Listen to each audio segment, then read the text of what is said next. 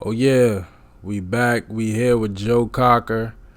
Um, Look, coming off off that Woodstock performance, man. I'm a genuine fan, and granted, I've only heard one song from him, but I feel like I've been watching this guy forever, and um, I'm really excited to finally, be moving on to a new song. This is "You Are So Beautiful." This isn't the from the Little Rascals. You are so beautiful to me. Can't you see? This is not that song, is it? If that's what Joe's about to sing with his soul and his grittiness and just the rasp and rawness of his voice, I'm really excited to hear his rendition of this song, if this is the same song. Um, and pretty specific song title. So I wonder if this song is dedicated to somebody. Um, so we'll do song research afterwards, but we're not gonna draw out. We're gonna not, Lord Jesus, we're not going to prolong this intro.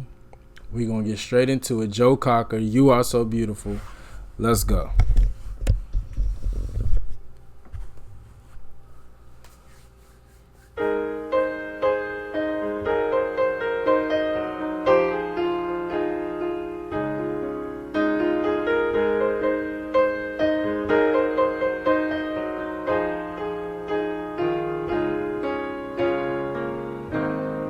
You are so beautiful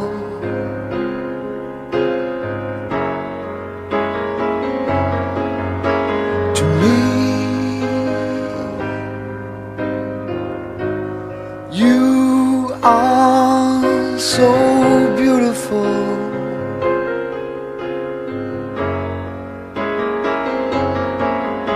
to me. Can't you see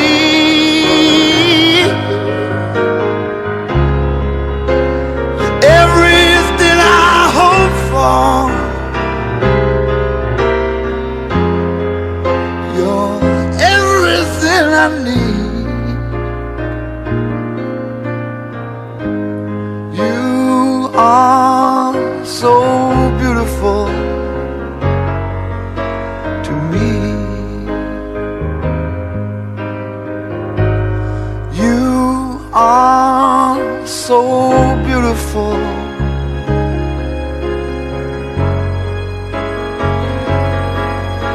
to me. You are so beautiful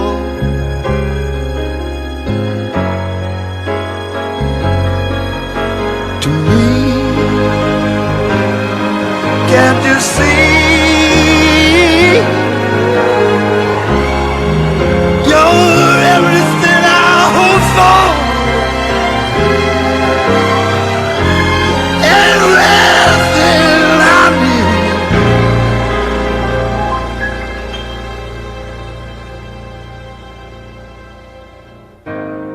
You are so beautiful to me.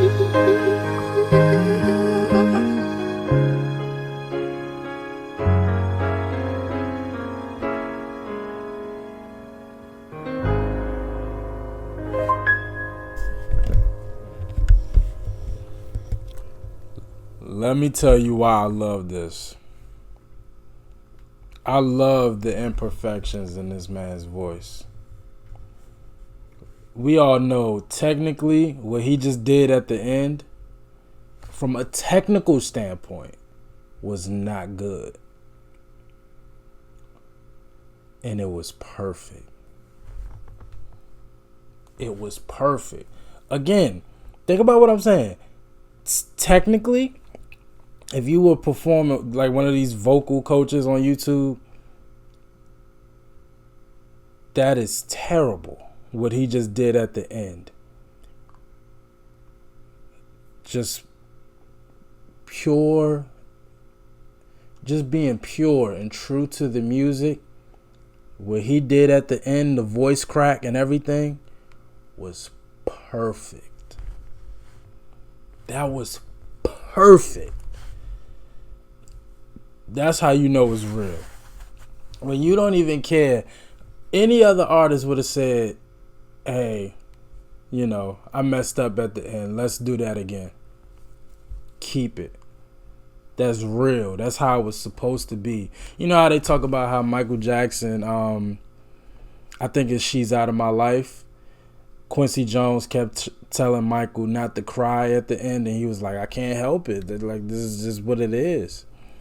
That's what it is. Like, oh man. Again, I love this man's grittiness, his rawness, the soul. He don't want to sound perfect, and that's perfect. That's perfect. Real music is not perfect. And that's why I again, that Woodstock performance, seeing the passion and the joy and the truthfulness that he has, the connection he has with his music, that's really what made me a fan.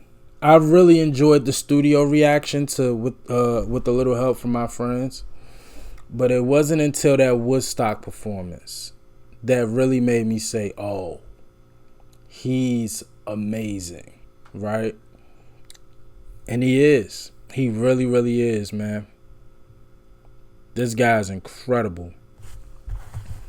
I love that ending. To me, like I love that. That was great. Let me see if I could do some song research for this one right here. 1974. Song is written by Billy Preston and Bruce Fisher that was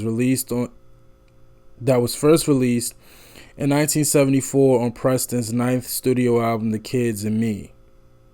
Later that same year, English singer Joe Cocker released a slower version of the song on his album, I Could Stand a Little Rain.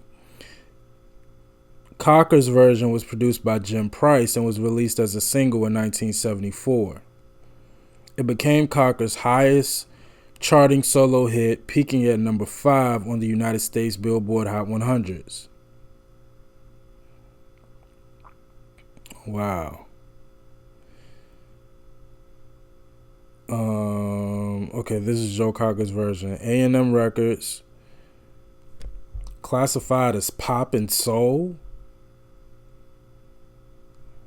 I guess. Pop and soul? Okay. Some sources credit Dennis Williams of the Beach Boys with contributing to the song's genesis. Oh, wow.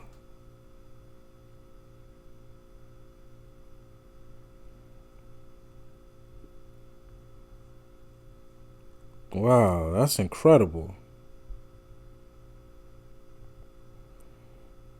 I wanted to see if it was going to give me a little bit more on Joe's version, but it is really giving me history on the Billy Preston version.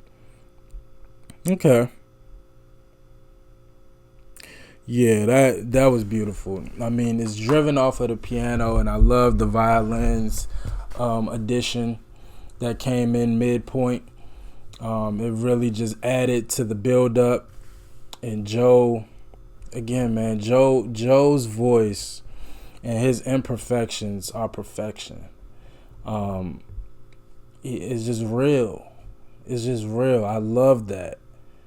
As much as I love technical, good singing and hearing, but like when I hear Robert Plant and I hear Janis Joplin, Janis is literally screaming at the time, like, you know what I mean? Like, there is some, like, she can really, like, tone it down and sing, but, like, y'all saw me on that Ball and Chains video. that one point where she just screamed, I just like, that might have been my favorite part because it was real. And there was so much passion and energy going into it that, I mean, her voice could have cracked and broke, and I still probably would have stood up and gave a standing ovation because it's real. See, that's always going to be a great, I don't want to say, it's a good word. Just being real and being true is always going to be the best option. Of course, you want it to sound and be perfected, and that's, that's great. You should strive for perfection, but you can't deny what's real. And when I hear Joe sing, again, I hear a guy who, if he was to walk into a room with a bunch of opera singers, he'd probably get laughed out the room. But he make his music and how true it is. That's what separates him from a lot of people. And y'all know I love that. I put him in that Janis Joplin category. People that just make me feel what they feel. That's a superpower, when you can feel what other people feel. I never met Joe Cocker. My first time singing, this is like my second song that I've heard from him in my life. And I feel him. I feel a connection with him when I hear him sing because of stuff like this. I love this. This was amazing. And I want to hear more. So y'all requested and recommended any more Joe Cocker, and I'm checking it out ASAP. But as always, like, comment, subscribe. I appreciate y'all for watching. Until next time, with the great Joe Cocker. Peace.